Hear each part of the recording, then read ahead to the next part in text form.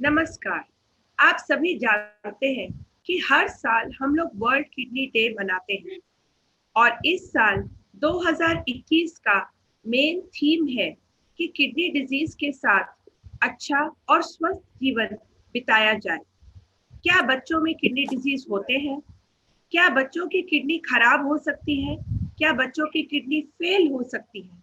ऐसे कई सवाल आप लोगों के मन में आते हैं और आप हमसे पूछते हैं। पर इन बच्चों जिनको किडनी डिजीज है, जिनके गुर्दे ऑलरेडी किसी कारणवश अफेक्टेड है, हम आपको थोड़ा सा बताना चाहेंगे कि हम उनके साथ कैसे स्वस्थ और खुश जीवन जी सकते हैं।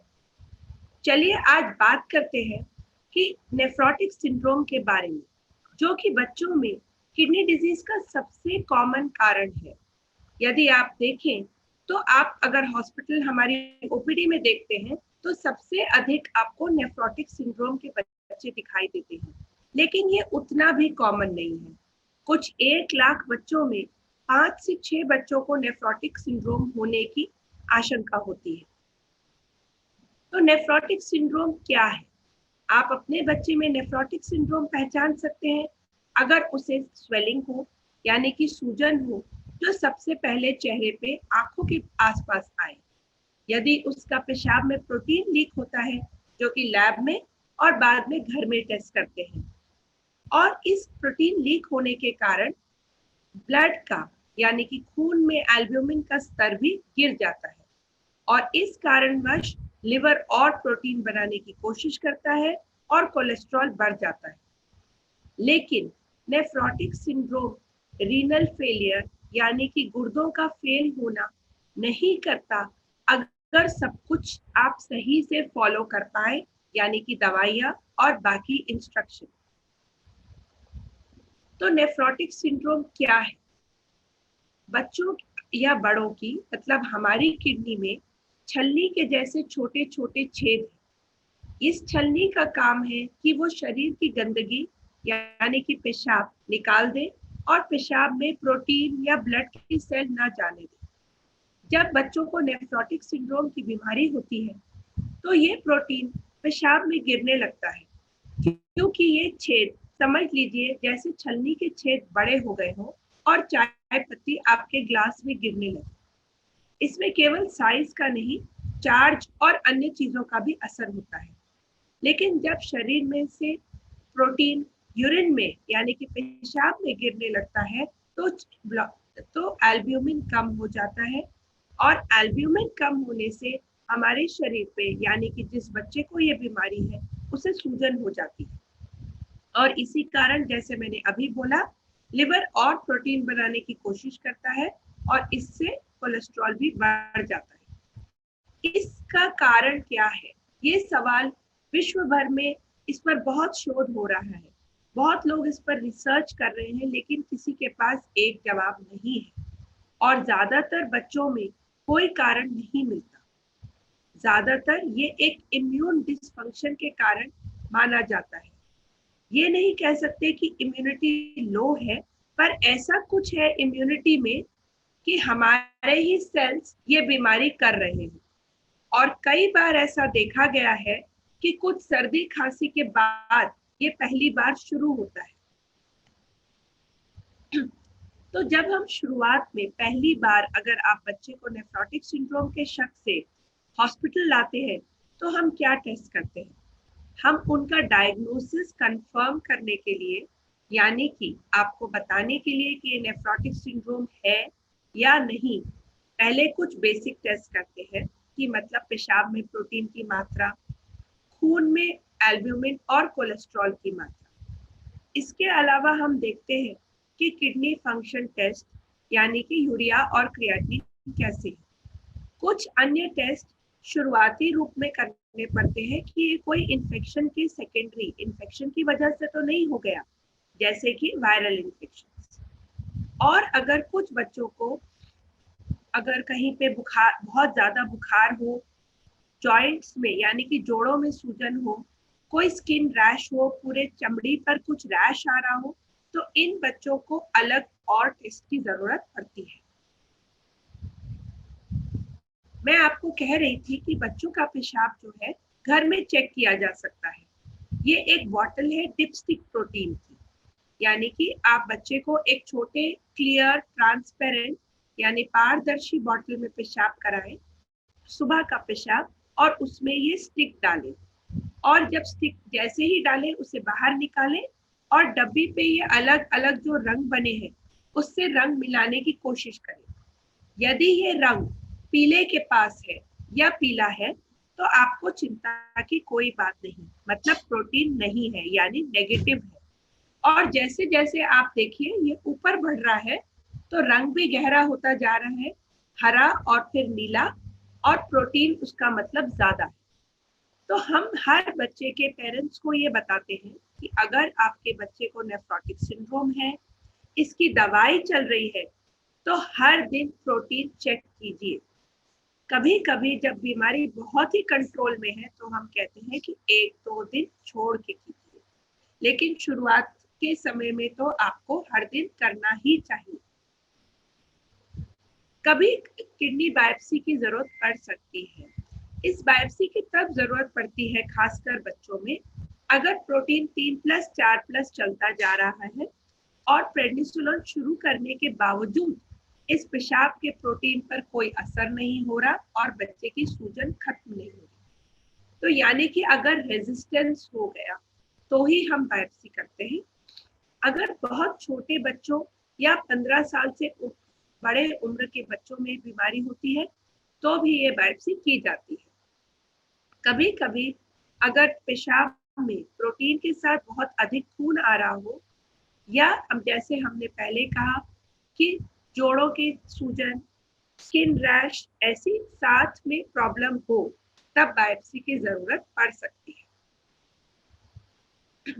तो पहले एपिसोड को कैसे ट्रीट किया जाता है? इस बीमारी का, नेफ्रोटिक सिंड्रोम की का ट्रीटमेंट है प्रेडनिसोलोन। आप लोगों को जानकारी होगी कि प्रेडनिसोलोन एक स्टेरॉइड है। इस बात से हमें डरना नहीं है। ये इस बीमारी का सबसे अच्छा और एकमात्र सही इलाज है। तो प्रेडनिसोलोन देना है 12 हफ्ते के लिए।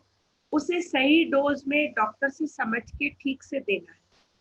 6 हफ्ते हर दिन दिया जाता है और फिर 6 हफ्ते एक दिन छोड़कर एक दिन। ये एक सुबह के डोज में देना चाहिए। इससे मिनिमम साइड इफेक्ट्स, यानी कि जो साइड इफेक्ट्स हैं वो सबसे कम पाए जाते हैं। आपके डॉक्टर, मैं फिर से कह रही हूँ, जितना डोज बताते हैं, जितनी बार बताते हैं, उसे सही से समझें और ठीक से हर दिन नियमित रूप से दें। ऐसा करने से आप जो है बच्चे का प्रोटीन जल्दी ही नेगेटिव होगा, उसे स्टेरॉइड के साइड इफेक्ट्स भी नहीं होंगे और रीनल फेलियर का चांस नहीं रहेगा।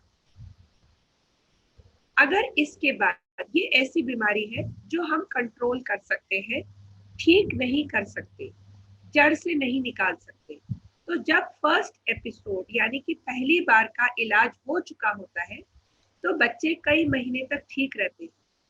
पर अधिकतर बच्चे 80% यानी कि 100 में से लगभग 80 बच्चों को बीमारी दोबारा लौट कर आती है। तो जब ये लौट कर आएगी, अगर आप प्रोटीन चेक कर रहे होंगे तो सूजन आने से पहले ही आपको मालूम चल जाएगा कि प्रोटीन जो कि नेगेटिव चल रहा था, यानी प्रोटीन नहीं था, अब वो वापस हरे स्तर पर पहुंच गया है, यानी 3+4+ हो चुका है। इसको फिर से हमें डेली प्रेडनिसोलोन देना पड़ता है जब तक कि वापस प्रोटीन नेगेटिव ना हो जाए, और उसके बाद एक दिन छोड़कर एक दिन दवाई दी जाती है 4 हफ्ते के लिए। इसीलिए बहुत इम्पोर्टेंट है, बहुत ही जरूरी है कि हर बच्चे के माँ बाप एक यूरिन का प्रोटीन डायरी बनाए, यानी कि हर दिन पेशाब में कितना प्रोटीन आया उसको डेट वाइज लिखे। ये देखिए, इस बच्चे की मम्मी ने जनवरी और फरवरी के मंथ में कितना अच्छा हर दिन डेट वाइज लिखा है कि प्रोटीन कैसा आ रहा था और प्रेडनिसोलोन वो कितनी दे रहे थे। तो आप देख सकते हैं कि 2+ के बाद प्रोटीन नेगेटिव हो गया और फिर हमने दवाई भी एक दिन छोड़कर एक दिन कर दी, और इस बच्चे को एक और दवाई यानी कि MMF चल रही थी। हम इस एमएमएफ के बारे में कुछ देर में बात करेंगे। ये प्रोटीन डायरी इतनी जरूरी इसलिए है क्योंकि ये बीमारी लंबी चलती है। ज्यादातर बच्चों को बीमारी 2 से 3 साल के बीच में शुरू होती है और 12 से 14 साल तक चल सकती है। तो इतना लंबा ना आपको याद रहेगा, ना आपके डॉक्टर को याद रहेगा कि कब कौन सी दवाई दी गई थी, कितनी दवाई दी गई थी। लेकिन अगर आप ये छोटा सा हर दिन लिखते रहेंगे और इससे ज्यादा सॉरी लिखने की जरूरत भी नहीं है, तो सॉरी तो जैसे मैं आपको दिखा रही हूँ एक यूरिन प्रोटीन डायरी जो एक बच्चे की मम्मी ने बहुत ही बखूबी बनाई है। हर दिन की डेट के साथ वो प्रोटीन लिखते हैं और कितनी दवाई मिल रही थी वो लिखते हैं। तो ये क्यों इतना आवश्यक है, क्यों इतना जरूरी है? क्योंकि ये बीमारी बहुत लंबी चलती है। हम इसे जड़ से नहीं निकाल सकते, केवल कंट्रोल कर सकते हैं। और जैसे बच्चे बड़े होते हैं, 14-15 साल की उम्र में अधिकतर बच्चों की बीमारी चली जाती है। तो जब आप इतने साल में ना तो आपको याद रहेगा, ना आपके डॉक्टर को याद रहेगा। और फौज में एक अलग प्रॉब्लम है, आप भी पोस्टिंग चले जाएंगे और आपके डॉक्टर भी पोस्टिंग चलते रहेंगे। तो फिर कुछ तो ऐसा होना चाहिए, एक रिकॉर्ड जो हमारे पास स्थायी हो। और इस रिकॉर्ड से क्या पता चलता है कि जैसे ही 2+3+ होता है, आपको अपने डॉक्टर के पास जाना है। आपको दवाई पूछना है कि क्या चेंज करना है, क्या नई दवाई जोड़ना है, बढ़ाना है। नहीं तो आप दवाई नहीं शुरू करेंगे टाइम पे और सूजन बढ़ती जाएगी, जिसके बाद बहुत सारी जटिलताएं यानी कि कॉम्प्लिकेशन आने का चांस है। उसका दूसरा भी एक छोर है कि यदि आप प्रोटीन नहीं देखेंगे और दवाई लगातार देते रहेंगे तो बच्चे का शायद बीमारी कंट्रोल में रहे, लेकिन दवा के बहुत सारे साइड इफेक्ट हो जाएंगे। तो इन दोनों से बचने का ये बहुत अच्छा और सरल तरीका है कि पेरेंट्स ये यूरिन प्रोटीन डायरी हर दिन जरूर बनाएं। इस बीमारी को, जैसे कि मैंने कहा, ये बार बार लौट कर आती है। कई बच्चों को एक साल में 4 से अधिक बार या 4 बार ये बीमारी का रिलैप्स होता है, यानी लौट के प्रोटीन 3+4+ हो जाता है। और अगर उसकी समय पे ट्रीटमेंट ना करें तो सूजन भी आ जाती है। इस परिस्थिति में या फिर ऐसी परिस्थिति कि जब भी हम प्रेडनिसोलोन बंद करें बच्चे का सूजन बढ़ जाए, तो हमें ये कुछ एडिशनल दवाइयाँ जोड़नी पड़ती है और वो आपको और भी ध्यान से समझकर देना आवश्यक है। स्टेरॉइड रेजिस्टेंस की बीमारी थोड़ी अलग मानी जाती है। इसका मतलब है कि ये बच्चे कितना भी प्रेडनिसोलोन दे दो, इनका प्रोटीन नेगेटिव नहीं होता। तो जैसे हमने बात की, इन बच्चों में बायोप्सी की जाती है और ज्यादातर बच्चों को हम टेक्रोलिमस या साइक्लोस्पोरिन से ट्रीटमेंट करते हैं।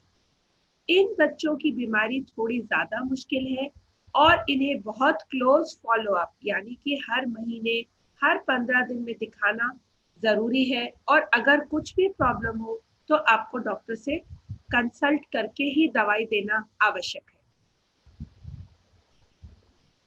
जैसे मैंने अभी बोला कि ज्यादातर बच्चों का बीमारी 12 से 15 साल तक ठीक हो जाती है।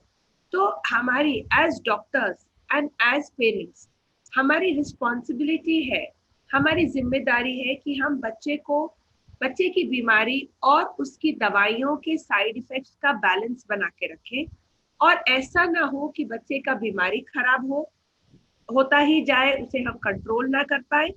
और ना ही ऐसा हो कि बच्चे की बीमारी कंट्रोल करने के चक्कर में हम उन्हें ऐसे साइड इफेक्ट दे दें कि बड़े होने के बाद भी उनको दूसरी बीमारियां हो जाए या अभी बचपन में वो अपना नॉर्मल जीवन ना व्यतीत कर पाए।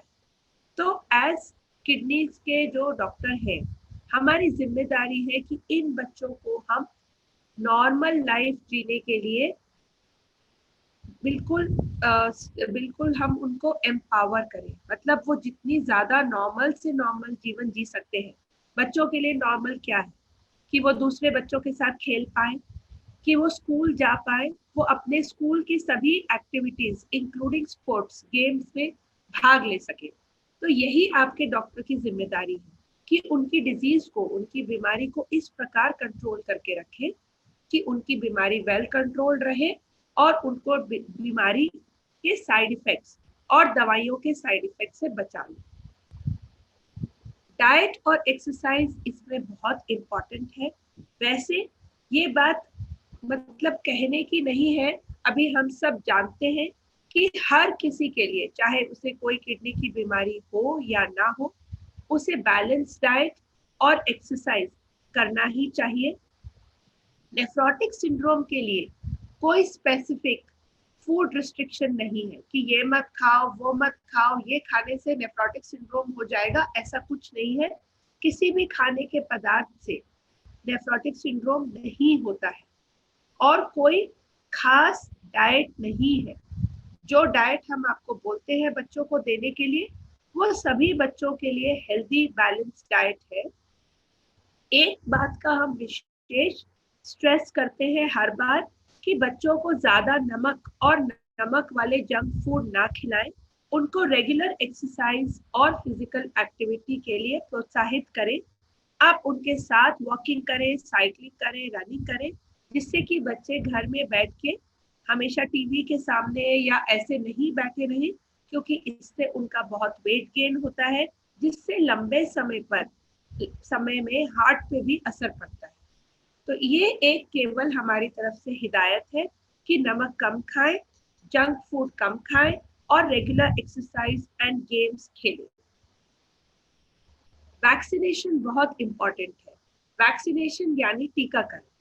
अगेन मैं कह रही हूँ, जैसे कि हर बच्चे के लिए टीकाकरण इंपॉर्टेंट है, ऐसे ही नेफ्रोटिक सिंड्रोम के बच्चों के लिए भी वैक्सीनेशन बहुत इंपॉर्टेंट है। कुछ एक्स्ट्रा वैक्सीन भी उनको लगनी चाहिए, जिससे कि उन्हें सीरियस इन्फेक्शन ना हो पाए। लेकिन ये बात गौर रखिए कि वैक्सीन का डोज और टाइमिंग अपने डॉक्टर से पूछ कर ही करें। जब आपके बच्चे की दवाई चल रही है, यानी कि प्रेडनिसोलोन चल रही है, तो बहुत सारे वैक्सीन बिल्कुल भी नहीं दिए जा सकते। ऐसे ही पल्स पोलियो के जो ड्रॉप घर में आके दिए जाते हैं, चाहे आपके बच्चे को और उसके भाई बहनों को आपको नहीं देना है जब तक प्रेडनिसोलोन का दवाई चल रहा है। इस बात को बिल्कुल बिल्कुल ध्यान रखें। प्रेडनिसोलोन के चलते हुए पल्स पोलियो और कुछ वैक्सीन नहीं दी जा सकती। जैसे ही बीमारी कंट्रोल होगी और 1 महीना 2 महीना हो जाएगा प्रेडनिसोलोन बंद करके, हम खुद आपको वैक्सीन के लिए भेजेंगे। ये कुछ डेंजर साइंस है, यानी कि अगर आपके बच्चे को इसमें से कुछ भी हो रहा है तो ये बहुत अर्जेंट है और आपको उसे तुरंत डॉक्टर के पास ले जाना है। इसमें खासकर ये है कि अगर आपका बच्चा एकदम सुस्त हो गया है, सो रहा है, उठना नहीं चाहता, या उसको मिर्गी के दौरे, झटके जैसी बीमारी हो रही है, तो उसे तुरंत डॉक्टर के पास ले जाएं। ये कई कारणों से हो सकता है। ऐसे ही घबराने का एक कारण है अगर बच्चा बार बार उल्टी कर रहा है या पेट में बहुत ज्यादा दर्द होना। बीमारी खराब हो रही है, दवाई से कंट्रोल नहीं हो रहा, अगर आप देखते हैं कि सूजन बढ़ते ही जा रही है, पेशाब कम हो रहा है, या बच्चे को लाल पेशाब आ रहा है, या बहुत ज्यादा बुखार आ रहा है, तो इनमें से कुछ भी हो तो इसे लाइटली मत ले, इसे इग्नोर ना करें, इसे बिल्कुल गौर फरमाएं और डॉक्टर के पास जल्द से जल्द ले जाएं। अगर आप अपने किडनी के डॉक्टर से दूर रहते हैं तो कम से कम पास के डॉक्टर के पास जरूर ले जाएं। मेरा इस बारे में, नेफ्रोटिक सिंड्रोम की बीमारी के बारे में एक छोटा सा ये संदेश था।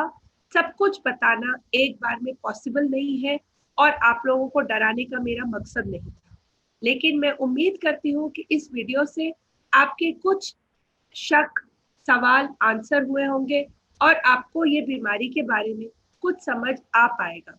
और हम लोग हमेशा अवेलेबल हैं आपके सवालों का जवाब देने के लिए। प्लीज आप आके हमें ओपीडी के दिन कभी भी अपने बच्चों को दिखाएं।